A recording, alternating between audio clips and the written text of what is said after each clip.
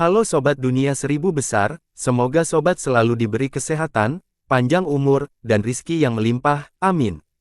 Sebelum masuk ke alur ceritanya, jangan lupa dukung channel ini ya dengan klik subscribe, like, komen, dan share, terima kasih. Mari kita lanjutkan perjalanan, Wang Lin. Dengan budidaya Wang Lin saat ini, dia tidak perlu tidur sama sekali. Setelah berbaring di tempat tidurnya beberapa saat, dia duduk dan memandangi bulan di luar jendelanya. Dia membayangkan tangan dan mengambil labu, lalu meminumnya dalam tegukan besar.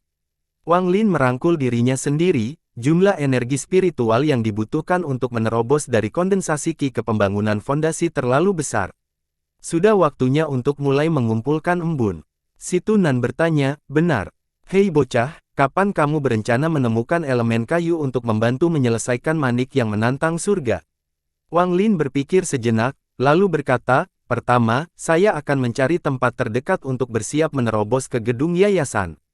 Kalau begitu, aku harus melihat bagaimana keadaan Zhou Peng. Jika tidak ada hal aneh yang terjadi, saya akan meninggalkan tempat ini. Malam berlalu dalam kenyamanan. Selama beberapa hari berikutnya, Wang Lin menghabiskan waktu bersama orang tuanya. Setelah setengah bulan, Wang Lin pergi.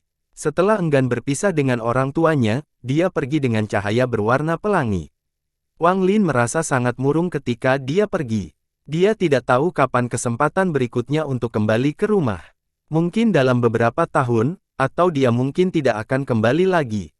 Awalnya, tempat yang dia rencanakan untuk digunakan untuk pelatihan pintu tertutup adalah gua dengan lubang di dinding, tapi dia memutuskan untuk tidak melakukannya. Tidak seperti tetangga lainnya, dia membutuhkan udara di dalam gua, jika tidak, betapapun kayanya energi spiritualnya, itu bukanlah tempat yang cukup baik. Selain itu, lokasinya sangat dekat dengan Gunung Hangyue, jadi terlalu berbahaya. Setelah mencari di daerah sekitarnya, Wang Lin menemukan sebuah gua di dekat puncak gunung yang kosong. Ada penumpukan air di bawah tanah dan banyak kotoran hewan di dalam gua. Rupanya hewan pembohong banyak mengunjungi kawasan ini. Setelah memeriksa gua dengan hati-hati dan memastikan tidak ada jalan keluar lain, Wang Lin dengan cepat menggunakan teknik penutupan dan menutup pintu masuk gua dengan batu.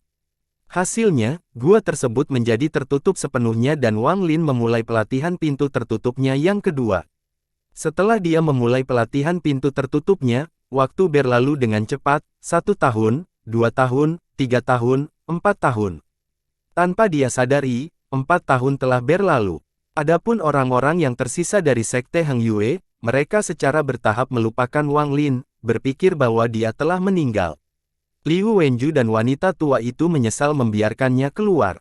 Orang yang paling senang dengan masalah ini adalah Lu Song, karena dia berhasil menjadi murid senior dari kelompok kecil itu. Sedangkan untuk Huang Long dan generasi lainnya, mereka tidak pernah banyak berhubungan dengan Wang Lin sejak awal. Mereka hanya memperhatikan Wang Lin karena kejadian baru-baru ini, jadi, setelah 4 tahun, mereka benar-benar melupakannya. Selama tahun pertama pelatihan pintu tertutup Wang Lin, dia terus berhubungan dengan Zhou Peng dan menemukan bahwa semua tetua di gedung yayasan dan di atasnya sedang mengikuti pelatihan pintu tertutup di pegunungan belakang, jadi tidak ada yang tahu tentang apa yang terjadi pada Zhou Peng. Selain itu, dia memiliki status sebagai murid senior dari Sekte Xuandao, jadi tidak ada murid yang berani macam-macam dengannya. Hal ini memungkinkan dia untuk mengumpulkan informasi dan diam-diam mengurus beberapa murid yang memiliki niat buruk terhadap Wang Lin. Dengan Zhou Peng yang diam-diam merawat orang-orang ini, Wang Lin perlahan-lahan menghilang dari ingatan semua orang. Pintu masuk gua tempat Wang Lin bercocok tanam kini ditutupi tanaman, membuat gua tersebut tidak mungkin dideteksi. Dalam 4 tahun tersebut, pintu masuk gua menjadi tempat berkumpulnya berbagai hewan. Beberapa bahkan duduk di luar pintu masuk dan bercocok tanam. Pada suatu hari, 2 buah lampu berwarna pelangi terbang menuju gua. 2 laki-laki dan 1 perempuan muncul dari cahaya ketika mereka berhenti di dekat gua. Orang di depannya adalah seorang pria parubaya yang mengenakan pakaian hitam. Tubuhnya berhenti di udara dengan pedang terbang hijau di bawahnya. Pedang itu mengeluarkan aura dingin yang akan menimbulkan ketakutan pada orang lain. Di samping pria parubaya itu berdiri seorang gadis muda.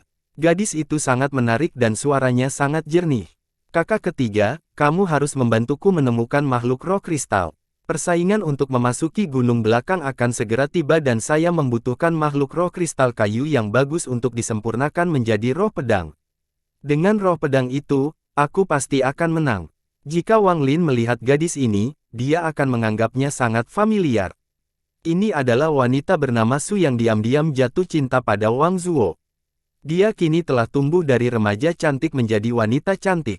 Pria parubaya itu sedang kesurupan. Dia tiba-tiba sadar kembali dan berkata, "Adik perempuan, bekerja keras dan berusahalah untuk mencapai gunung belakang. Setelah saya membantu Anda menangkap makhluk roh kristal, saya harus mengikuti pelatihan tertutup." Ada remaja lain yang berdiri di samping gadis itu. Dia masih muda dan bergantung pada gadis itu. Dia berkata, "Kakak dan adik, kalian berdua terbang terlalu cepat. Aku bahkan tidak bisa membuka mataku. Karena kita sudah sampai, ayo turun." Gadis bernama Su berkata, "Adik laki-laki, bukankah kamu mengatakan bahwa kamu telah mengikuti? Saya sudah bilang kepada Anda bahwa kultivasi Anda tidak cukup tinggi. Hanya dengan kecepatan ini dan Anda tidak akan tahan." Pria parubaya itu berbalik, memandang keduanya, dan berkata, "Adik laki-laki, bakatmu bagus, tetapi jika kamu bahkan tidak tahan dengan sedikit kesulitan ini, bagaimana kamu akan berkultivasi di masa depan?" Pemuda itu jelas sangat takut pada pria parubaya itu dan berkata, "Saudara ketiga, saya tahu saya salah." Gadis bernama Su menepuk kepala pemuda itu dan berkata, "Adik laki-laki, tunggu sebentar. Setelah kita menangkap binatang kristal itu, kita dapat kembali ke sekte." Pemuda itu dengan cepat mengangguk dan berbisik, "Kakak senior, kamu adalah salah satu jenius dari sekte Suandao. Anda berhasil berpindah dari lapisan keempat ke lapisan ketujuh hanya dalam waktu 4 tahun. Kali ini, setelah Anda menangkap binatang kristal dan memurnikannya menjadi roh pedang, Anda akan menjadi salah satu ahli di sekte Suandao. Anda harus membantu saya ketika Li San menindas saya di masa depan." Gadis itu menggelengkan kepalanya dan tersenyum kecut. Berbicara tentang orang jenius, kakak laki-laki Liu Feng pasti salah satunya. Dia hampir mencapai budidaya kakak seniornya dan akan segera menembus lapisan ke-13. Ada juga kakak perempuan Liu Mei yang sudah mencapai lapisan ke-12. Mereka semua awalnya adalah murid sekte Suandao, jadi mereka secara alami memiliki akses ke gunung belakang. Saya berasal dari sekte Heng Yue, jadi saya harus berjuang untuk salah satu tempat yang tersisa di gunung belakang. Saya harap saya bisa menang kali ini." Pria parubaya itu mendengus dan dengan tidak puas berkata, "Kelelawar Liu Feng itu tumbuh begitu cepat karena dia bisa memasuki gunung belakang. Hanya karena leluhurnya memperhatikan gunung belakang sekte Heng Yue, dia membuat sejauh ini. Jika bukan karena leluhurnya, bagaimana Liu Feng bisa tumbuh begitu cepat? Bahkan jika dia memiliki bakat yang hebat, tanpa energi spiritual yang besar, akan membutuhkan waktu bertahun-tahun untuk menerobos." Gadis bernama Su tersenyum dan mengganti topik, "Kakak ketiga, lihat tempat ini. Saya ingat ini sangat berbeda dari sebelumnya. Mengapa ada begitu banyak hewan liar yang dibudidayakan di sekitar sini?" Pria parubaya itu melihat sekeliling sebentar, lalu bergumam, "Tempat ini memang aneh." 2 tahun lalu, tiba-tiba ada ledakan energi spiritual yang menarik perhatian binatang itu. Gelombang energi spiritual telah terpancar dari sekitar sini. Itulah yang menarik binatang-binatang itu. Mata pemuda itu tiba-tiba berbinar. Dia berkata, "Kakak laki-laki, mungkinkah ada harta karun di sini?" Yang di tengah terkekeh dan berkata, "Ada beberapa tetua yang juga berpikir demikian, tetapi setelah mencari beberapa saat, mereka memutuskan bahwa pelepasan energi spiritual adalah kejadian alami." Pemuda itu menghela nafas kecewa dan berkata, "Sangat disayangkan. Kalau saja memang ada harta karun di sini." Pria parubaya itu tertawa dan berkata, "Ini sudah larut. Aku akan menangkap makhluk roh kristal yang kuat, lalu kita bisa kembali." Dengan itu, pria parubaya menyebarkan akal ilahi dan menemukan 7 hingga 8 makhluk roh kristal dan mulai mengamati mereka. Tepat pada saat itu, semua binatang yang sedang berkultivasi tiba-tiba mulai bergerak, seolah ada sesuatu yang mengejutkan mereka. Beberapa bahkan mulai menggeram. Secara bertahap, jumlah geraman mulai meningkat, hingga semua binatang itu mengaum. Raungan mereka diarahkan ke tebing yang dipenuhi tumbuhan. Pria parubaya itu tercengang. Sebelum dia dapat memanggil rekan-rekan muridnya untuk segera meninggalkan daerah itu, perasaan ilahi yang sangat besar menyapu mereka. Wajah pria parubaya itu berubah drastis. Bahkan dengan tingkat budidaya lapisan ke-12, dia merasa benar-benar tidak berdaya di bawah perasaan ilahi ini. Gadis bernama Su, yang berada di sebelah pria parubaya, wajahnya menjadi pucat. Pedang terbang di bawah kakinya bersinar dan jatuh ke tanah. Gadis dan pemuda yang memeluknya juga terjatuh ke tanah. Pedang terbang di bawah pria parubaya itu juga tersendat dan dia harus menggunakan seluruh kekuatannya untuk mempertahankan penerbangan. Dia mengambil satu langkah dan menangkap dua orang yang jatuh sebelum mendarat di tanah. Tindakan sederhana ini saja sudah membuatnya basah kuyup oleh keringat. Setelah dia mendarat, dia dengan cepat menggenggam tangannya dan berkata, "Junior adalah murid sekte Suandao, lihai. Saya tidak tahu senior sedang berkultivasi di sini. Mohon maafkan kami." Gadis bernama Su juga memperhatikan perasaan ilahi itu. Itu menyebabkan dia kehilangan kendali atas pedang terbangnya. Dia dengan hormat berkata, "Junior adalah murid sekte Suandao, Su Fei." Pemuda itu sangat ketakutan hingga tidak ada bekas darah di wajahnya. Dia berdiri di sana, mengenakan pakaian gadis itu, tidak berani berbicara. Semua binatang juga merasa kedinginan ketika perasaan ilahi menyebar ke seluruh tubuh mereka. Semuanya menampilkan ekspresi kaget dan ketakutan. Mereka berbaring di tanah, tidak berani bergerak. Suandao Sekte, sebuah suara yang sangat tua menggema di sekelilingnya. Sulit untuk membedakan apakah suara itu senang atau marah. Pria parubaya itu mengerang. Jika dia sendirian, dia bisa saja melarikan diri ketika dia menemukan sesuatu yang tidak beres. Tapi sekarang, dengan seorang adik perempuan dan seorang adik laki-laki di sini, jika dia melarikan diri, maka tuan mereka pasti akan meminta pertanggungjawabannya. Dia hanya bisa berharap, karena sekte Suandao sangat dekat dan mereka belum melakukan apapun yang menyinggung senior ini, senior tidak akan melakukan apapun. Setelah senior mengucapkan kalimat itu, dia mulai berpikir. Pria parubaya itu mengatupkan giginya dan memutuskan bahwa hidupnya lebih penting. Jika seniornya mulai bertindak dengan niat membunuh, maka dia akan menyelamatkan dirinya sendiri terlebih dahulu. Dahi Su Fei dipenuhi butiran keringat. Dia menjadi sangat gugup saat melihat kakak laki-lakinya yang ketiga, yang selalu tenang, pucat pasi.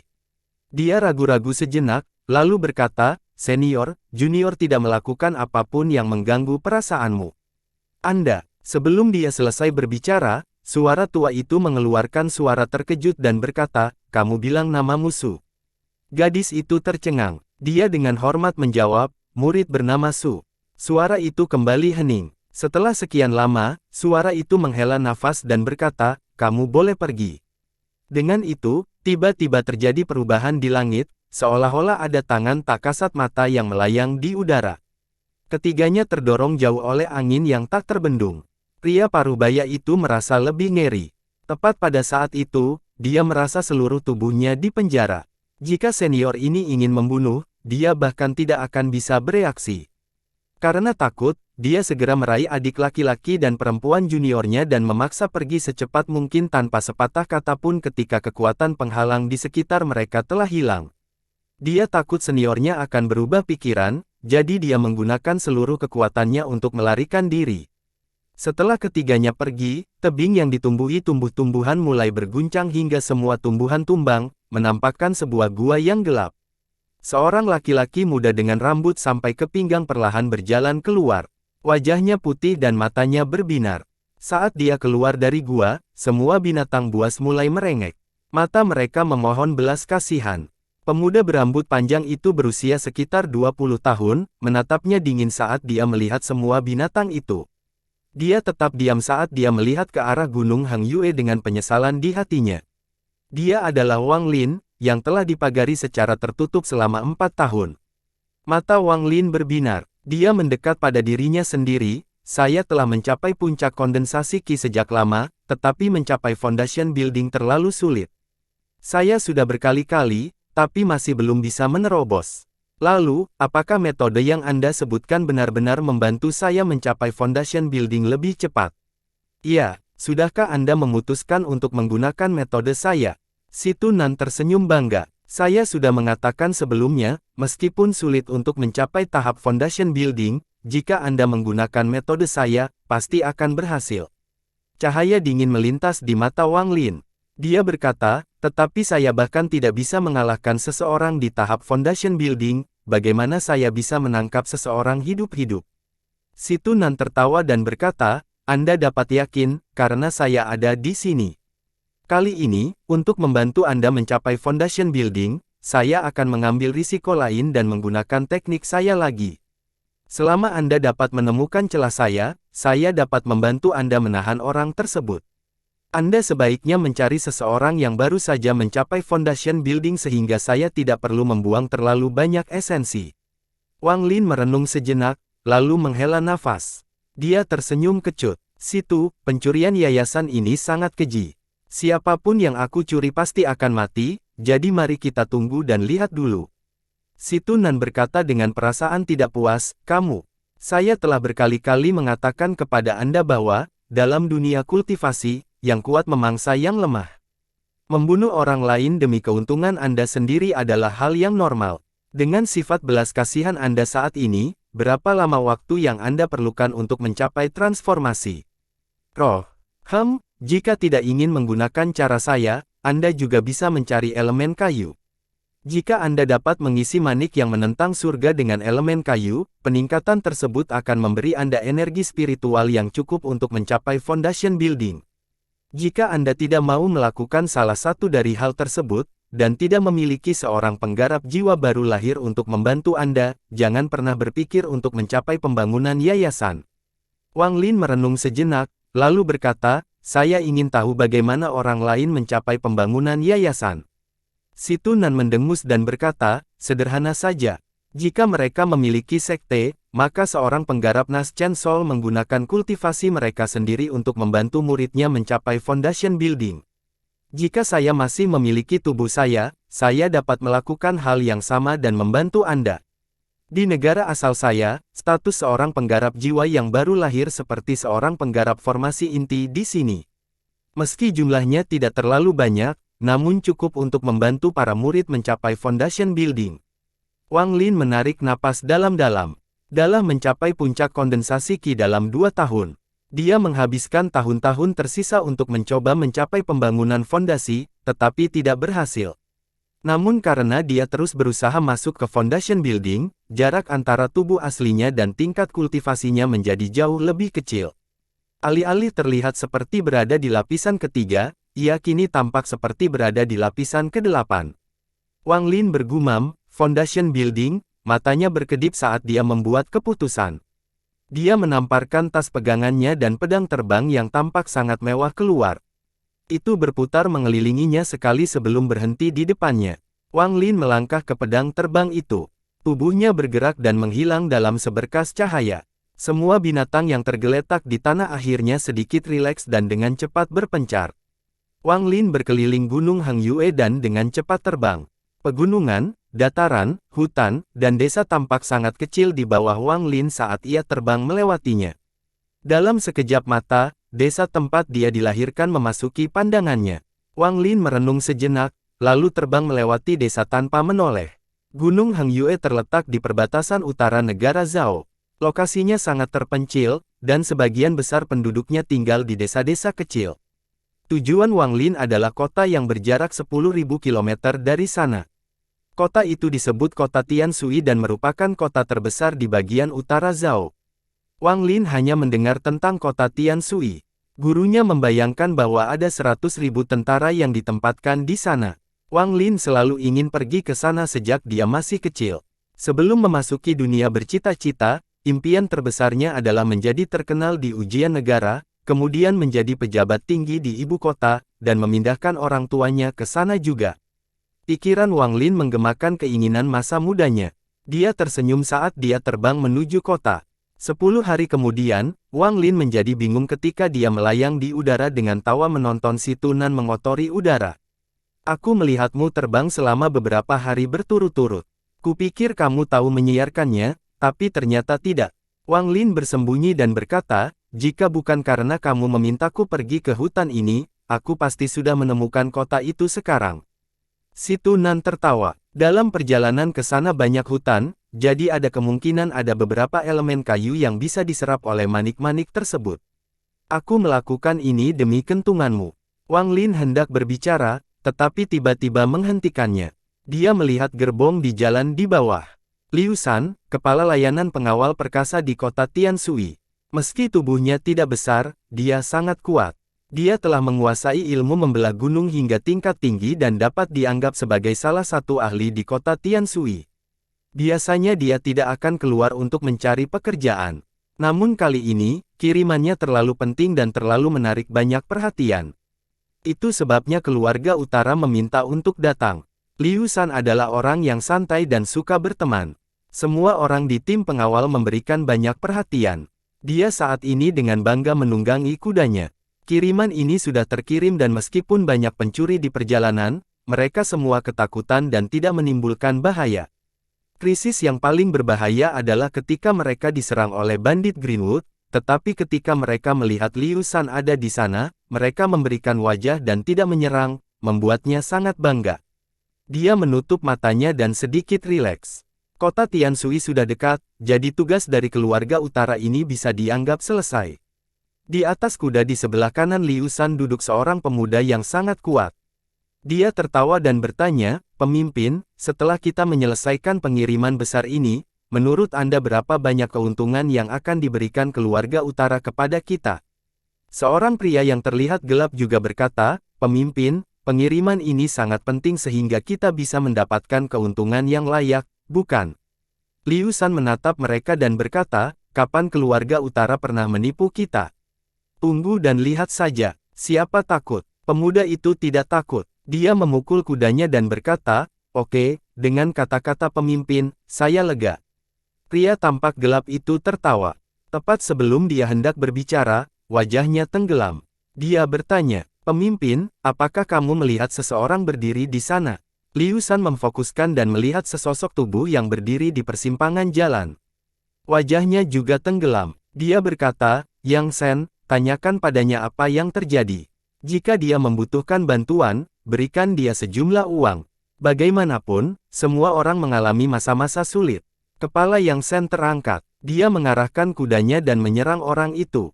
Ketika dia semakin dekat, bukannya melambat, dia mulai mengisi daya lebih cepat. Ketika Liu Shan melihat ini, dia mengerutkan keningnya. Meskipun Yang Shen melakukan pekerjaannya dengan baik, setiap kali dia melakukan sesuatu, dia harus memaksa orang lain ke posisi yang lebih rendah. Pria yang terlihat gelap itu tertawa dan berkata, "Yang Shen tidak takut menyerang, tapi anak itu benar-benar memiliki keterampilan menunggang kuda yang baik." Orang yang berdiri di salib adalah Wang Lin. Dia melihat seseorang keluar dari gerbong. Orang itu dengan cepat tiba di hadapannya.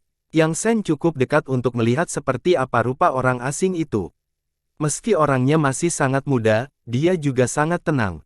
Dia mengagumi pemuda karena tidak takut sama sekali dengan kecepatannya. Dia mengutarakan kudanya dan menyerempet sisi Wang Lin.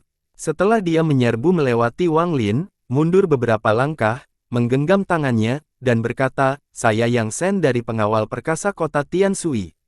Apakah teman memerlukan bantuan?" Tatapan Wang Lin mengamati Yang Shen. Dia menggenggam tangannya dan berkata, "Saya sedang mencari arah ke kota Tianshui. Aku minta maaf jika aku mengganggumu." Yang Shen tercengang. Dia memandang Wang Lin beberapa kali, terutama pada tangan dan kepala Wang Lin. Dia tersenyum dan berkata, "Tidak masalah. Kota Tianshui tidak jauh. Untuk apa saudara pergi ke kota Tianshui?" Yang Shen memandang Wang Lin sedikit lagi. Saat ini, gerbong telah menyusul dan sebuah suara berteriak, "Yang Shen, apa yang terjadi?" Yang Shen membalikkan kudanya dan berteriak, dia adalah anak yang tidak tahu seni bela diri apapun yang mencari arah ke kota Tianshui. Liu Shen memegang kendali dan segera mendekat.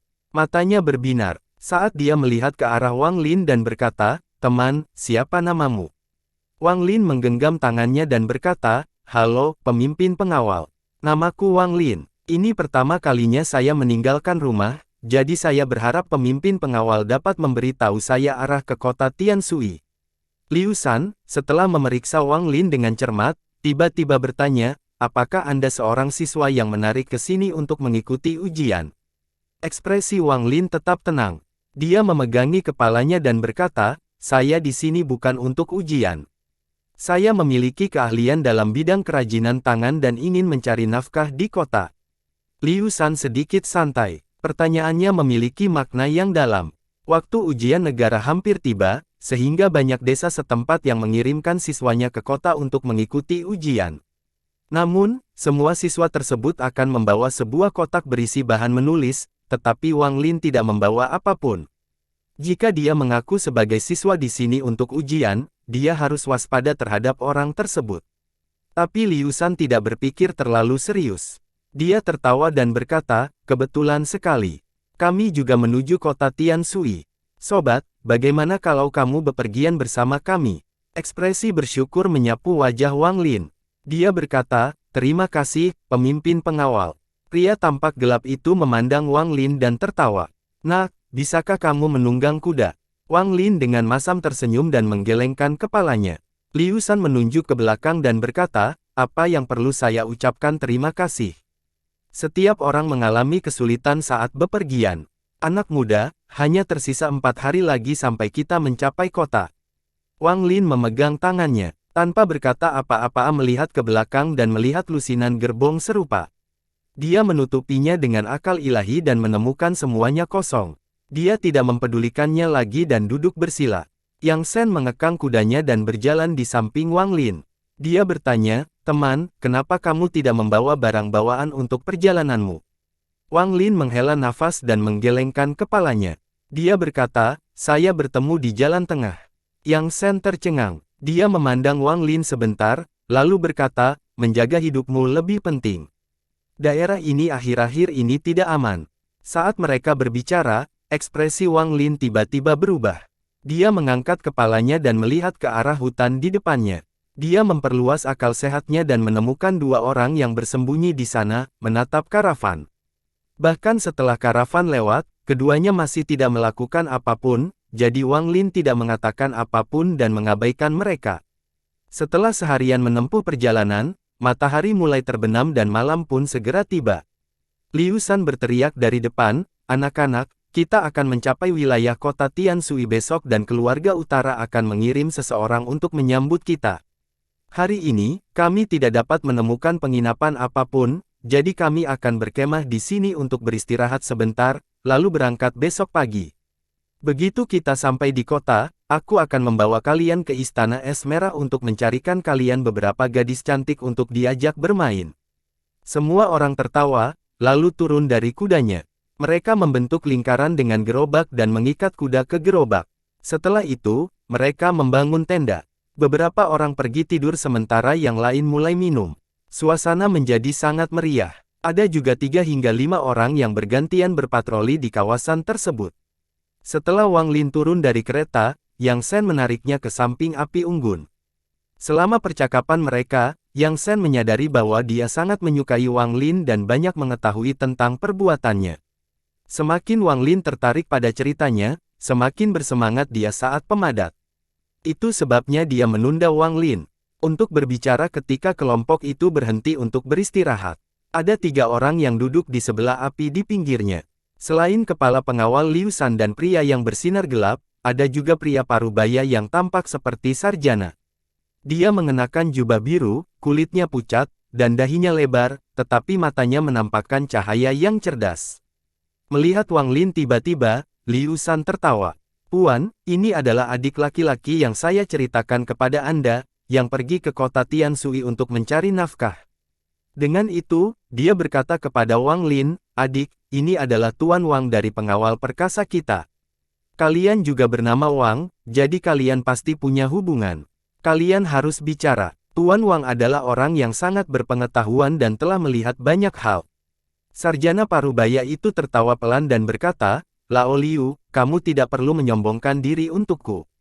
Apa yang saya tahu tidak banyak dipertimbangkan. Liu Shan memutar matanya dan berkata, kata siapa? Jika kamu orang kecil, maka aku bukan siapa-siapa. Adik laki-laki, Tuan Wang ini adalah makhluk abadi.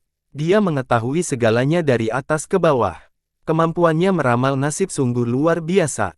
Wang Lin dengan hati-hati memandang pria parubaya itu. Dia tersenyum dan berkata, Tuan, Anda penuh energi dan mata Anda bersinar terang. Anda jelas orang yang sangat cerdas. Sarjana parubaya itu menatap Wang Lin dengan terkejut dan berkata, sepertinya adik laki-lakinya sama denganku. Saya melihat adik laki-laki itu terlihat seperti seorang sarjana, tetapi menyembunyikan seekor naga di dalamnya. Masa depanmu tidak akan rata-rata. Wang Lin tersenyum dan berkata, guru di desa saya juga berbicara tentang meramal. Setelah mendengarkan sebentar, saya juga belajar sedikit. Sarjana parubaya itu tertawa. Pria berwajah gelap itu dengan cepat berkata, Tuan Wang, periksa punyaku juga. Saya sudah mulai tua, apakah saya akan beruntung dengan pernikahan? Liu San tertawa. Sudah berapa kali kamu menanyakan perjalanan ini? Setiap kali Tuan Wang memeriksa seseorang, itu membutuhkan banyak energi, jadi lupakan saja. Pria berwajah gelap itu mengabaikan kata-kata Liu San dan menatap cendekiawan parubaya itu. Sarjana parubaya itu merenung sedikit, lalu menjawab, baik, saya akan memeriksanya untuk Anda. Yang Sen, bukankah kamu juga bertanya padaku? Aku akan memeriksa kalian berdua. Karena itu, dia menutup matanya. Ketika dia membukanya kembali, mereka memancarkan cahaya keemasan. Ekspresi Wang Lin tetap sama, tapi hatinya tersendat. Dia menyebarkan perasaan ilahi dan menemukan bahwa ada sepotong energi spiritual yang bergerak di dalam diri pria parubaya itu. Energi spiritual bergerak ke arah yang aneh dan sampai ke mata pria parubaya itu. Pria parubaya itu menatap pria berwajah gelap itu. Dia menggumamkan beberapa kata, seolah sedang menghitung sesuatu, dan tangannya membentuk segel. Wajahnya memerah saat dia berkata, sambil mengerutkan kening, Liu Laowu, ada bencana berdarah di masa depanmu. Jika kamu bisa melewatinya, kamu akan menikah 3 bulan setelah kejadian tersebut. Pria berwajah hitam itu tercengang. Sebuah bencana, tidak masalah. Kami para pengawal hidup dalam bahaya, jadi menghadapi pertempuran berdarah adalah hal yang wajar, jawabnya. Pria parubaya itu mengalihkan pandangannya ke Yang Sen.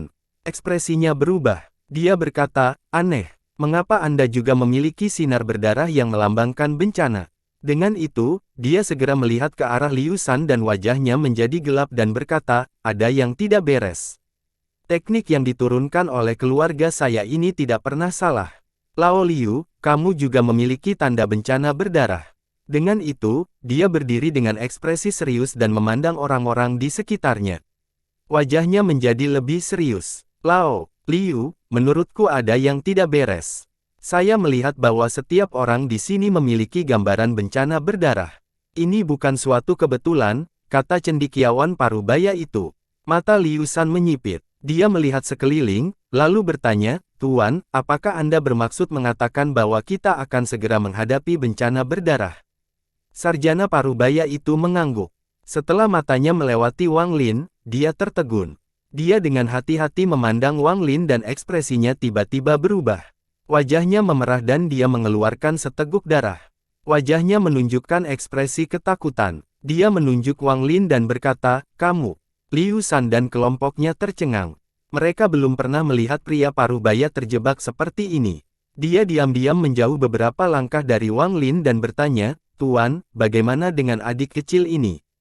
Apakah dia akan menghadapi bencana berdarah itu karena kita? Ekspresi Wang Lin tenang. Dia mengamati pria parubaya itu, tetapi tidak mengucapkan kata pun saat suara malas si Tunan terdengar di telinga. Bayi kecil ini menarik sekali. Teknik meramal nasibnya cukup bagus. Jika berbicara tentang orang normal, dia dapat melihat tanda-tanda masa depan mereka, namun ketika dia ingin melihat masa depan kami para khawatir, itu seperti berjuang di dalam air. Saya mengiriminya beberapa kenangan tentang saya yang berlayar ke sebuah sekte dan dia tidak dapat menyelesaikannya lagi. Hanya dalam satu tarikan napas, cendekiawan parubaya itu dipenuhi keringat. Pandangannya terhadap Wang Lin tidak lagi netral, tetapi dipenuhi rasa takut.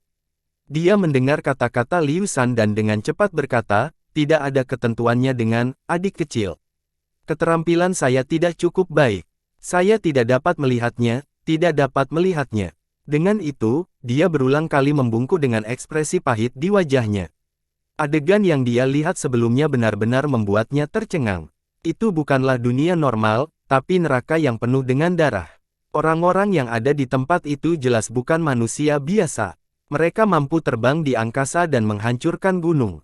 Pria parubaya itu tumbuh dengan mempelajari teknik meramal, jadi dia tahu bahwa makhluk abadi itu ada. Dia juga tahu bahwa dia tidak boleh terlibat, atau dia akan mata kening dan berbicara ketika dia tiba-tiba mendengar teriakan. Sebuah kepala terbang melintasi area tersebut dan mendarat di tanah. Ia berputar sampai berhenti di samping api. Ekspresi Liu Shan berubah drastis. Dia segera berdiri ketika dia menyadari bahwa kepala ini adalah milik seseorang yang sedang berpatroli di daerah tersebut. Yang Shan meraihnya. Dia berkemah dan berkata, "Ergo, saudaraku akan membalas dendam padamu." Semua penjaga mengeluarkan senjata mereka dan berniat membunuh mereka menyebar ke sekeliling. Pria yang terlihat gelap itu berdiri di samping Liu Shan dan bertanya, "Siapa kamu?" "Sepertinya kalian tidak mengerti aturannya sama sekali."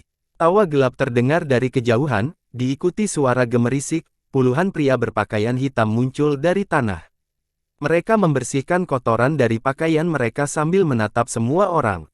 "Telapak tangan yang membelah gunung Liu Shan, berikan kepada kami barang itu dan kami akan segera berangkat.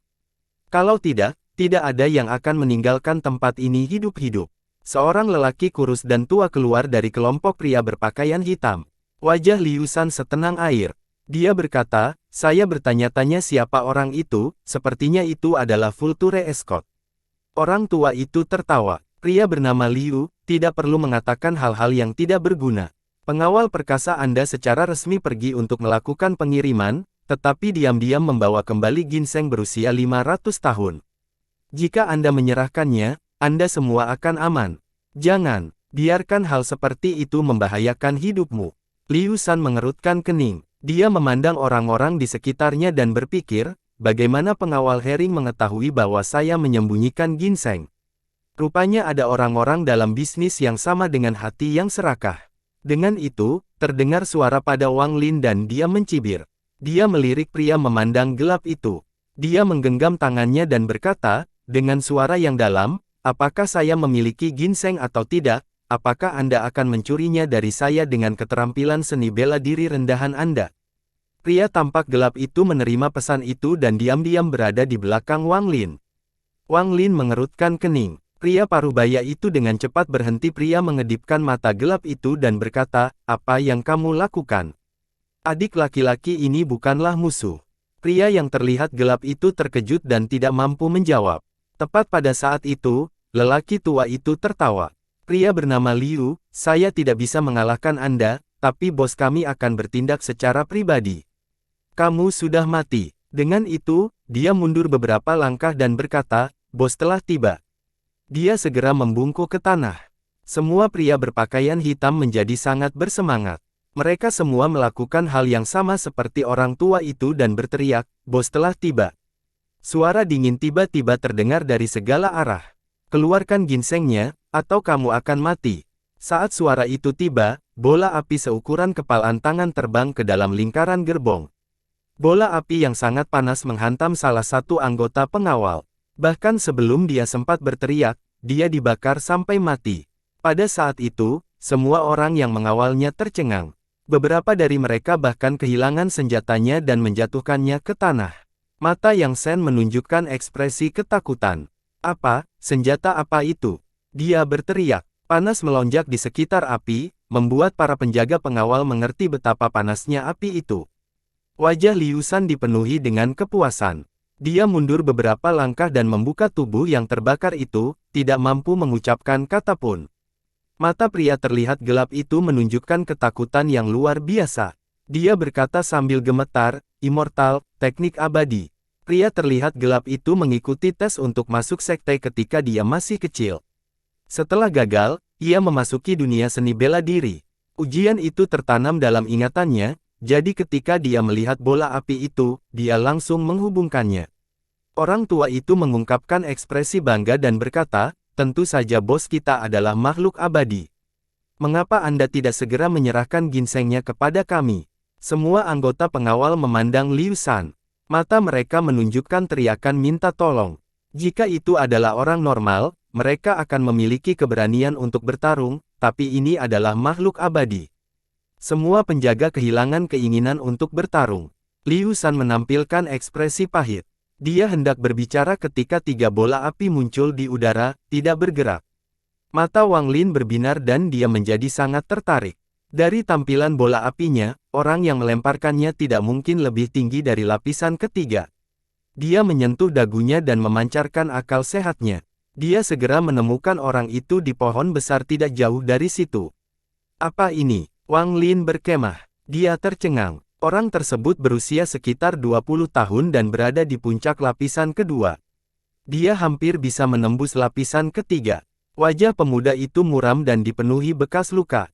Pada pandangan pertama, dia terlihat sangat galak, tetapi semakin Wang Lin terlihat, semakin dia terlihat familiar. Sarjana parubaya itu menghela nafas. Lao Liu, berikan pada mereka.